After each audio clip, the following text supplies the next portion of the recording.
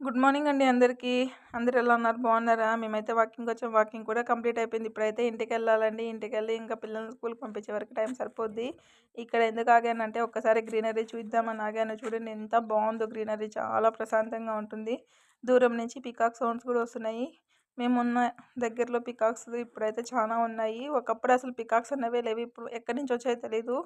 ఎక్కడ పడితే అక్కడ పికాక్స్ అరుస్తూనే ఉంటాయి. అవి ఎక్కడుంటాయో కనిపించవు. కాకపోతే పికాక్ సౌండ్స్ మాత్రం వస్తూ ఉంటాయి.